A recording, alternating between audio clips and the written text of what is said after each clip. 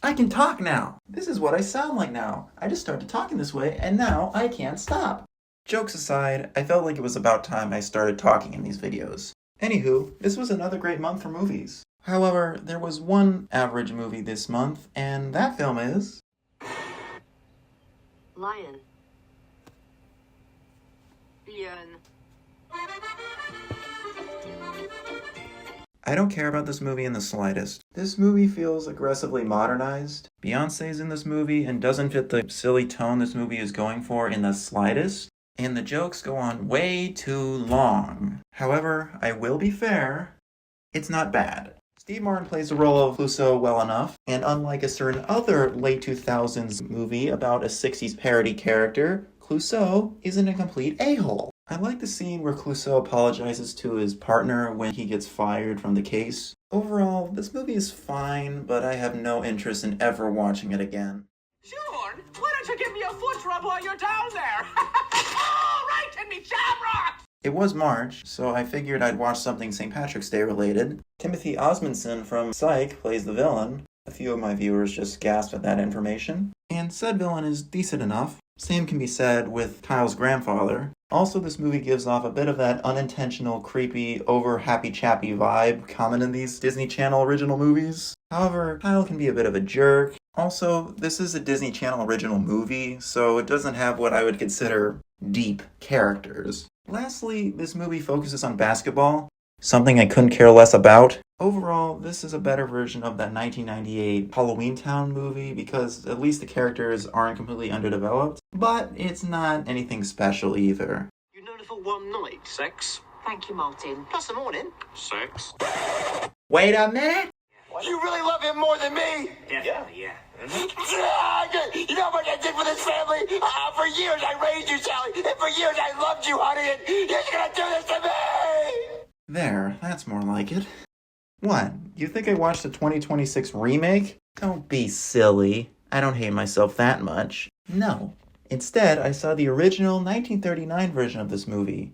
You know, the one made when Hollywood didn't put sex scenes in every movie not aimed at kids. And while I don't love this movie either, I'm certain it's 1,000 times better than that remake. As is to be expected from a classic Hollywood movie, all the actors give great performances. My only issue is that the romance doesn't make much sense. After Heathcliff takes over Kathy's family home from her jerk brother, she seems to be annoyed by him anytime he appears, despite him not doing anything wrong. Wouldn't this make more sense if Kathy was raised to believe that she could never marry Heathcliff? That's good. Now I don't feel like crashing a plane into a building. Many of you probably haven't heard of this film unless you watch a lot of mockbusters. Previously, I saw bits and pieces of this film and decided to rewatch it this year. And that was when I found out that this was made by The Asylum. Yes, they're Sharknado guys. Essentially, this movie is about a commercial airliner flying through a storm and getting sent back to World War II. Yes, it's that silly. As such, this movie isn't anything great. However, by Asylum movie standards, it's good. It has effort. It's better than Robert Zemeckis' movie Flight. This was in part because the filmmakers just embraced the stupid plot of this movie. However, there was also a few unique twists, which I won't spoil because this movie is available for free with ads as I write this. As for the flaws, it goes without saying, it's very, very stupid and doesn't explain anything. Literally 3 minutes into the movie, the characters go back in time. But overall, this movie is at least worth one watch, even if it's purely for ironic enjoyment.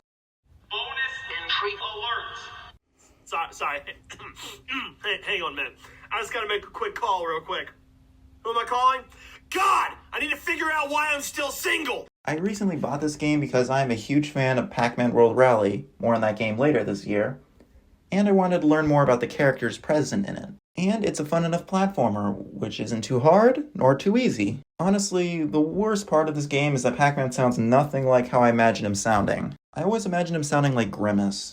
They took off on us! What? Say what again? Say what again? I dare you. I double dare you, motherfucker. I'm not the biggest fan of Jim Carrey's movies. Granted, I love The Truman Show and Jim Carrey's The Grinch. However, most of them, while certainly funny, are more funny than they are good. Still, this movie has quite a few great laughs, including a joke that I did not see coming at all. There are also so many meme lines in this movie. I honestly have no idea how anyone can act in a movie with Jim Carrey and not die of laughter.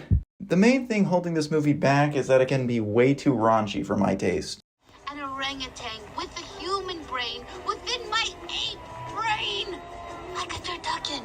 Of course I was going to watch Pixar's newest movie. After watching Elementals and Elio, this movie was refreshingly laid back. Honestly, this movie reminds me of Over the Hedge with its animal hijinks and absolutely bonkers story. Also, I love the dynamic of the average Joe and the higher-up politician arguing to each other's faces. The other characters are also fun, from the animal kings to the scientists. I also love that the movie just gets over-the-top dark out of nowhere in the final act. I don't have any major issues apart from the movie being a little too fast-paced, but that's a problem with most recent Disney movies. Looking at you, Moana 2. Flowers are dead, violets are blue. Give me a gun, I'm ending it. This is the most recent film by Andrew Stanton, the director of Finding Nemo and WALL-E. As for the movie itself, it shows different forms of love in 3 different points in history: caveman times, the modern day, and the distant future. In the caveman segments, it's family love. In the modern day segments, it's romantic love. And in the future segments, it's parental love. The future segments are the only ones that could have been done a little bit better. These segments start off hinting a strong bond between the ship captain and the onboard AI, but this bond is unfortunately cut short when the captain is forced to shut off the AI in order to keep the plants aboard the ship alive. Then after this, the captain never brings up the AI again, and instead only shows remorse for her daughter that was born on the ship and dies of old age after they arrive on a new planet. Also, this movie isn't as memorable as Robert Zemeckis' movie Here, since it is all drama and no comedy. Here, kids, go play with Totoro! Oh my god, he ate Jimmy! Everyone run! I watched this movie once several years ago, but I wasn't too fond of it. So, 7 years later, I decided to finally rewatch it. And as you can see by its placement, I loved it. Now, granted, it's not as good as Castle in the Sky or Princess Mononoke, but still, it's fun and memorable. The first thing that stood out on this rewatch is how whimsical this movie is. The designs of Totoro, the Cat Bus, and the Soot Gremlins give the movie a Wizard of Oz vibe. Also, in the G-Kids dub at least, Grandma's voiced by Pat Carroll, the voice of Ursula, who pulls off playing a character that is the polar opposite of her role in The Little Mermaid. I also like that the movie leaves it vague if Totoro is truly real or not. My only flaws are that the movie feels a little too short and not enough happens. But what you gonna do? Please join with me in singing our new national anthem, the song that has united us all. Well, I just made a fool of myself for the second time this year. Jokes aside, this was a nostalgic childhood favorite for me. In fact, this was the last movie I ever rented from Blockbuster before the company went bankrupt. As you can tell from the title, this movie is about chimps going to space to retrieve a satellite. If you want a better summary of this movie, I suggest you watch Media Bro's video on Vanguard Animation. It's worth a watch. But anywho, the first thing that stood out to me about this movie was the comedy. The character banter just made me laugh at so many scenes. I also like the creative ideas of this alien world, from the dune-like sandworms to the weird gummy creatures. Unfortunately, the least memorable one of these characters is the villain Zartog, who despite being voiced by Jeff Daniels, just comes across as trying way too hard to be funny. Also, Luna has no screen presence next to the other 2 leads. There's no ghost here because... Similarly to Flight World War II, this was a movie I saw parts of several years ago and felt like seeking out. This is a time travel movie about an 1890s Christian scholar being sent forward in time to the early 2000s to be shown how his flawed views on Christianity would negatively affect people of the future. Firstly, this movie was sadly accurate to how the gospel has been changed for the worst over the years. Because of that, I like that the movie shows a man with good intentions learning what he was doing wrong, who then changes for the better by the end. I also like that the protagonist, Russell, tries to help people in the future timeline be better people. Now, granted, this can also lead to the movie being a little cringy with Russell coming across as a weirdo to the people of the future. Also, the characters don't give the best performance. They come across like teachers in some learning segment of a kid's show rather than characters in a movie. Also, there is a subplot with Russell being pursued by 2 guys who want to learn how he time traveled, which goes absolutely nowhere. But still, this is a great movie. No way.